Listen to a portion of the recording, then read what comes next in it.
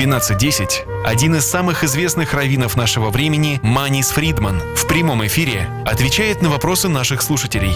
Вы услышите мнение самой мудрой книги человечества – Библии, о самых сложных проблемах, стоящих перед современным миром. Присылайте ваши вопросы заранее на наш имейл info@rusa.fm или во время передачи по СМС 347 460 08 77.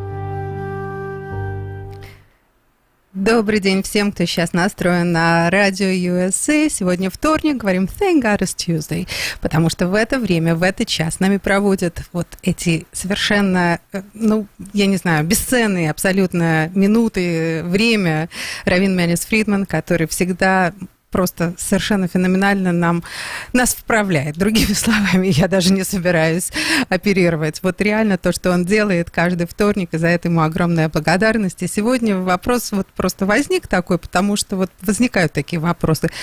Стоит ли нам быть бескорыстными в этом очень корыстном мире? Все-таки как бы по правилам, так как нас хотя бы учили наши бабушки с дедушками, надо быть добрым, бескорыстным, дающим, во всех этих отношениях. Но вот а как в этом мире быть, когда не все так себя ведут? Возможно ли это?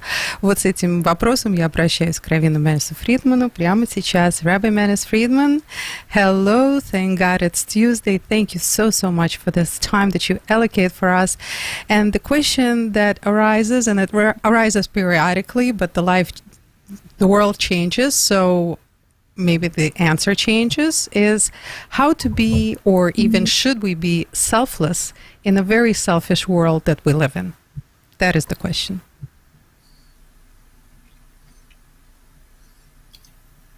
Doesn't sound too practical. How are you going to win if you're being selfless and everybody else is being selfish? Exactly. You're going to finish last. So what does selfless mean? That I have no interest, I don't care, let everybody else win, I have no ambitions. That's not selfless. That's just nothing. That's just failure. Selfless means committed to a project beyond self-interest. But if I'm not committed to anything, and I don't care about anything, that's not selfless. That's no self, which is a terrible weakness of character. When you have your passion, and because you have your passion, other things don't matter to you, then you can be selfless. I can afford to have others win an argument because I don't need to win an argument. That's not my passion. So as long as you're not threatening my passion, I can be tolerant, I can be forgiving, I can be patient, I can be flexible, all good things. But that doesn't come from indifference. Indifference is a mild form of depression, which is not a good thing.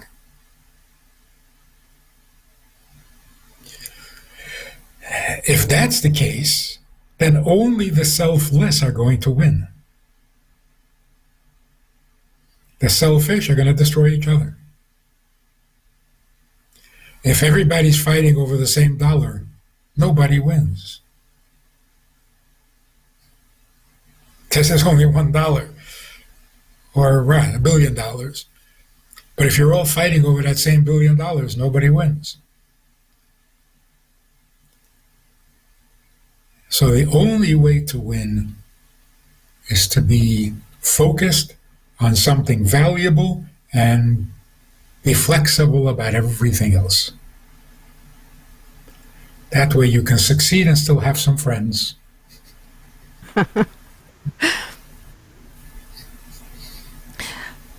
Rabbi Friedman, we spoke before about what is the ultimate kindness. And you said that the ultimate kindness is putting somebody else ahead of yourself. To to putting others ahead of yourself. And that is so ideal and amazing if this was already the age of Mashiach. But how do we realistically do it in this day and age where we are? How do we do it yet don't get hurt, do the right thing? Where is that fine line, if I'm making myself clear, I hope? Well, it all begins in the head. You don't just practice kindness. Without direction, kindness can get you into a lot of trouble. So we say in the Eshet Chayil, Friday night, Piha pascha b'chachma, she starts her conversation with wisdom, v'seiras chesed al l'sheina, and the language of kindness is on her tongue, in her speech. So it begins with wisdom, which guides the kindness. That's a woman of valor. But just kind? So it begins in the head. Does it make sense to you that your life is not for you? That is the most fundamental question in the universe. Is my life for me? Is my life about me? If my life is about me, then there's no way I'm going to be kind or generous or altruistic or give up anything unless it benefits me. Because life is about me. So if I'm going to live life properly, it has to serve me. But if in your head it doesn't make sense, it doesn't make sense that life is about me. One of the reasons it doesn't make sense is because I'm so tiny. How can life be about me? Life is so much bigger than me. Beginning with my parents. How can it be about me? They gave birth to me. They gave me life. They fed me breakfast for a couple of years before they threw me out.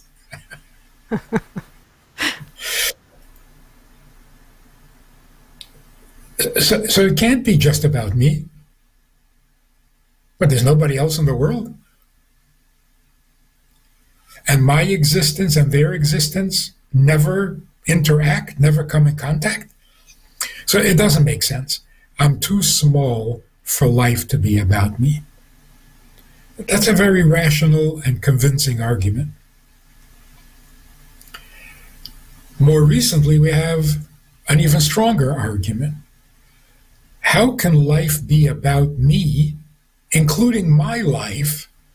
How can my life be for me? I never asked to be born. I don't need to be born. Life has too many negative sides to it. Okay, so life is really difficult, but try to make the best of it. This is a philosophy in life. Life stinks, but maybe you'll have a few good days. Maybe you'll have a few successes. That doesn't make sense. If you live like that, you're living on the edge of a depression. So in the reasoning, in the logic of the head, doesn't make sense that life is for me, that life is about me, life is for me, my life is mine. No, it's not. It's not. I didn't ask for it, I didn't deserve it, I didn't work for it. And sometimes I don't even want it. Not suicidal, just a little turned off. So what makes sense? What makes sense is that something very important is going on, much bigger than me. And I would like to find a way to participate. I think just under the surface, every human being is really thinking that there's something big going on. Can I be part of it? If I don't find what that is, I make something up. The cause of the hour. That's how communism got popular. They needed something. Life was boring, restrictive, didn't make sense. Somebody came along and said, oh, but there's a very important cause. It's global. It's the biggest thing in the world. Whether it made sense or not, people jumped on the wagon. Because better to have some cause than no cause. Rabbi Fridman, can I take this opportunity, since we're living in the 9 days before the destruction of our temple, second temple, first temple, doesn't matter, all temples, and you're saying everything comes from wisdom. Well, we had all the wisdom in those days. We had open information. We had God's presence in the temple. What happened to us? What was the cause of just what happened to us? Why did we act the way we act to cause total destruction of ourselves? That's harsh. Did we do something so horrible that we deserved destruction? Maybe. But look at what exactly happened. We were living very comfortably and very meaningfully in our land with our temple. The cause that we're supposed to be part of is bigger than that. The cause is universal, global, cosmic. The cause is not only to do right by ourselves, but to make the whole world right. In fact, the cause is to make God's plan work. That's cosmic. We're affecting even God's desire, God's plan, God's vision, God's will. That's a big plan. And for that, we need to be everywhere in the world, affecting every part of the world. So the temple was good for us, which was like a cradle. We grew up, we matured, we got healthy, and then God said, okay, now take your message on the road. Now that you know, spread it throughout the world. And in order for it to be real, you can't do it from a distance. You can't import wisdom. You have to make it organic to the place. So you have to be part of the place, you have to be part of the culture, you have to live among the people, and there plant the wisdom so that it grows organically. Then it's real.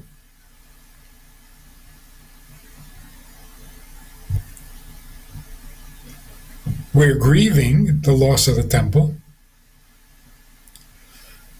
not because we shouldn't be here and this whole thing is a terrible mistake and a tragedy.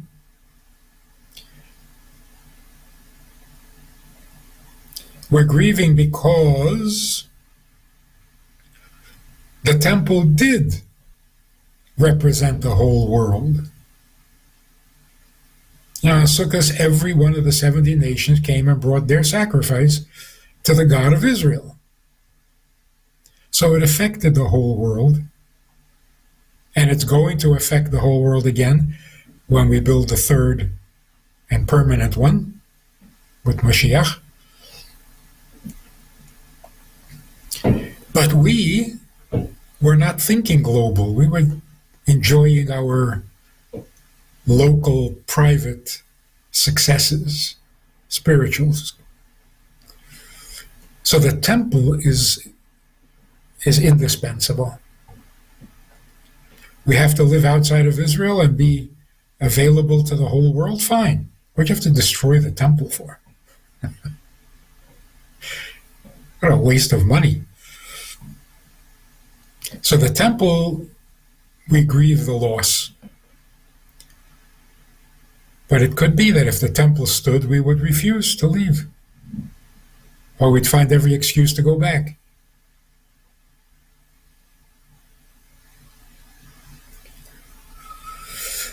So it's not like we regret being scattered all over the world and we just want to go back home. No, we want to finish the job. Then if we go back home, we're not ignoring the rest of the world. We've invited the rest of the world. We've involved the rest of the world. And that's why the big message today, and without too much of an exaggeration, every Jew in the world today is a prophet, a role model, in some way. Again, we talked about this a number of times, and I can't get over it. The hostages, the young, uneducated, secular, assimilated, pro-Palestinian Jews who went to dance at a festival, not a religious event. And then they became hostages, and they became prophets. They are now prophets.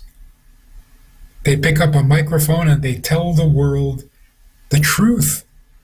They're amazing. Amazing.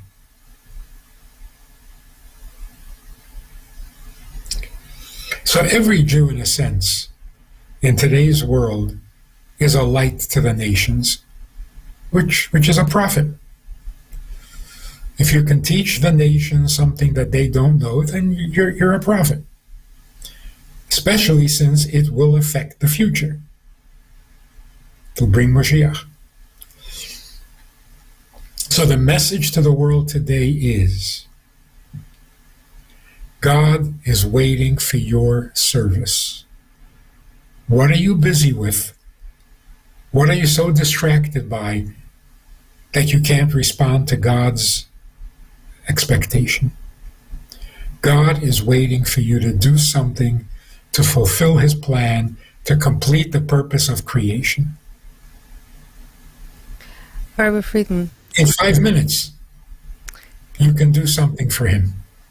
Then it really, everything you just said ties so well into the initial question. I mean, it seems like all throughout history, Jews have made tremendous self-sacrifices. Some of them were forced, some of them were voluntary, but we're constantly self-sacrificing ourselves for a greater cause, a greater good. How can this be applied in our everyday life? I mean, how uncomfortable or self-sacrificing should we be in our everyday life in dealing with everyday situations, the people who are around us? How much self-sacrifice should we be making in order to serve the greater cause and for the greater good? I mean, right now, it's still all about me. I'm sorry to say, bring it back. And we have concepts like toxicity. I don't want to make myself uncomfortable. You know, where do I draw the line in relationships, and in how many good things should I do with my free time or just my time? You know, it's very hard to balance out, because there's no heavy hand right now that is saying, be dispersed, do this, and this is your mission. So how do we figure it out in our daily lives?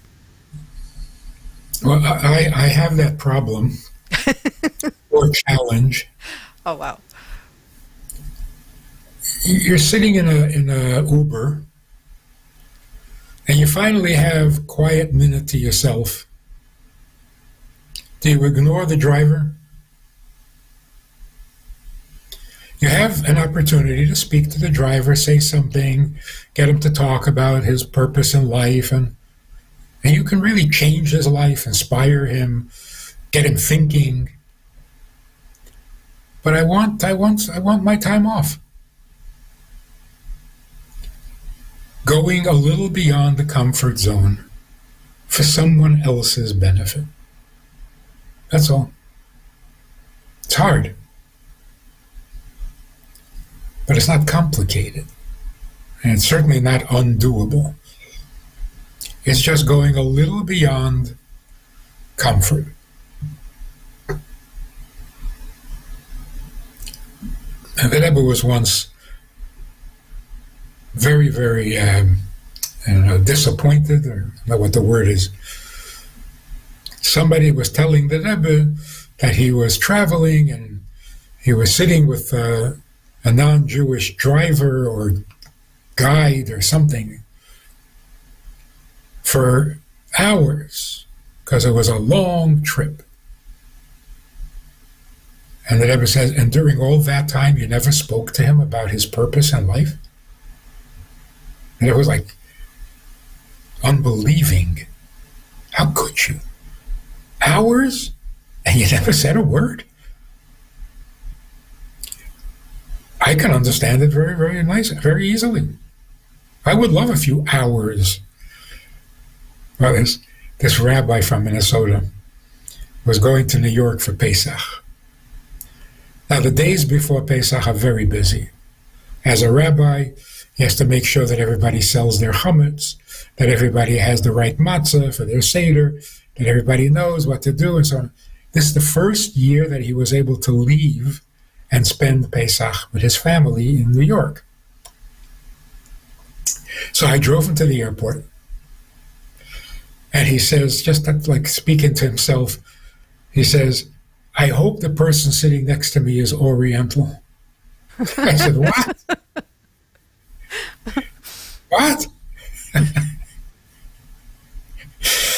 He said, if he's not Oriental, I'm going to have to ask him if he's Jewish. If he's Jewish, I'm going to have to sell his chametz. I'm going to have to ask him where he lives so I can get him some matzah. I'm tired. I want to sit next to an Oriental. That's the challenge. Rabbi Fridman, but we always look up to the ultimate examples. The Rebbe, who did not spend a second of his life not doing something for somebody else. It was absolutely not about him. We go back many years, we speak about Moses, Moshe. Did he do anything for himself? Was any of his time spent any other way except doing something for others? So we're looking to these tremendous examples, tremendous leaders, and then we go back to ourselves. And we know that this is the right way to be. This is the way to be. The question still is it good to be so idealistic in our day and age? Is it realistic? Should we thrive for this? Or can it, I'm sorry, come and bite us where we don't want to be bitten? Because this is not how the world is today. We don't have to go with the world. We're responsible for the world. So the world doesn't dictate. Whatever is wrong with the world, we have some responsibility to repair it. So of course you have to be realistic. If you overdo it, you'll end up doing nothing. You bite off too much, you can't swallow anything. So it's a constant challenge. Step over the border into the uncomfortable. How often? I doubt that the average person is going to do it too much. It would be nice if he did it at all. So once in a while, step beyond your comfort zone. Doesn't mean give up your life, but add something to your life. A little beyond your comfort zone. But you're right, the examples are stunning. A very practical question.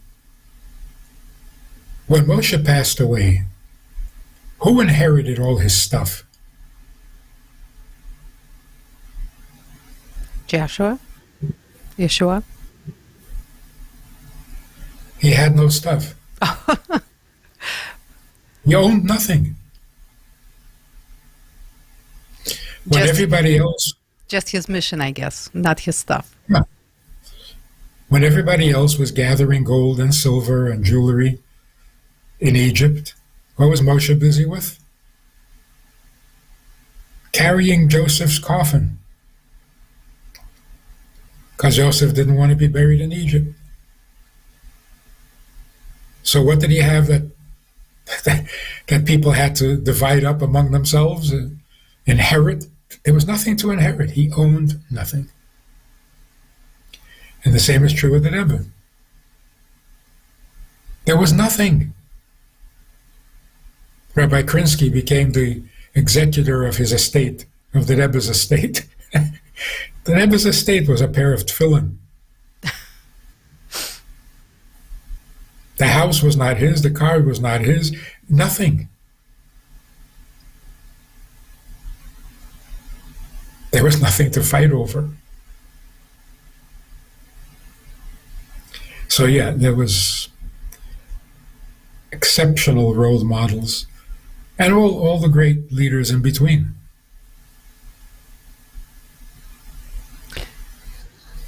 Rabbi Fridman, can I ask last question? I know we're pressed for time today. I've been forewarned to finish early today. So the last question, it's still extremely painful. Yes, Jewish people definitely have a mission. We, I think, are becoming clearer about this mission. However, it's still a huge question. Why through the ages, the ways for us to carry out our mission have been so harsh?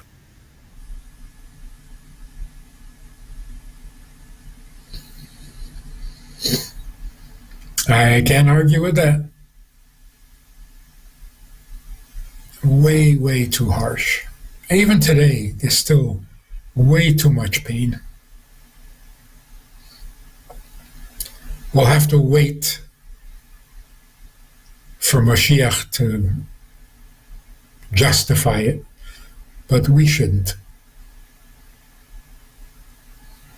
It's like you don't console a person before the burial. A person loses a family member. There's no consoling before the funeral, before the burial. The Shiva begins after the burial. Because how can you console someone when the loss is so immediate? So while a person is bleeding, you don't tell them it's all for the good. After they recover, after they're settled down, and they're wondering why it happened, you can tell them it was all for the good. But it would be so inappropriate to tell a person who's bleeding, hey, it's good, it's good. That's nasty. So we're still bleeding. We're still bleeding from the past, like we're still grieving the temple. We're still grieving the Holocaust. We're still bleeding from anti-Semitism. To say, oh, it's all good? Not allowed. That's inhumane. Right now we have to feel how horrible and unacceptable the pain is.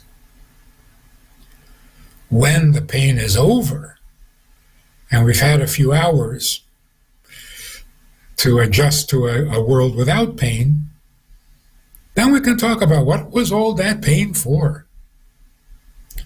But now is not right. Looking forward to a better time? Yeah. Absolutely. Amen to that. But justify the pain, not nice. Rabbi Fridman, amazing. Thank you so much. Thank you for this time that you have allocated for us and for the incredible, I don't know, I'm feeling it. I hope everybody else who's been listening to us and will continue to listen to this program also feels the uplift, even in this very negative and hard concept that we have spoke about today.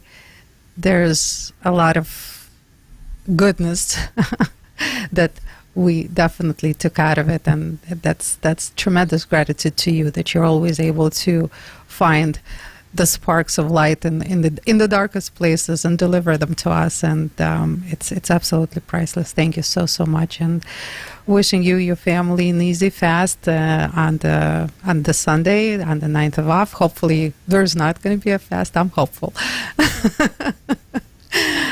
And these days are meant to become the happiest days. That would kind of balance the score, even the score. If it just becomes good, doesn't justify all the pain. It would have to be so good that instead of being days of grief, they become days of eternal joy, holidays forever.